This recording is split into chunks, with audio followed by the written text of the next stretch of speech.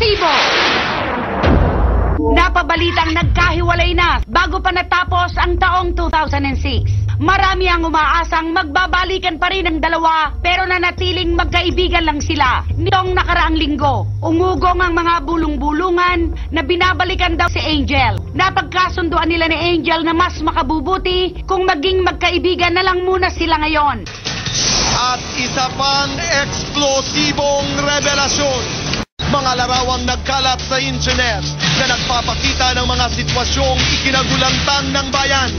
Ano nga ba ang tunay na kwento sa likod ng mga litratong ito? June 7, 2007, sa internet at mga email.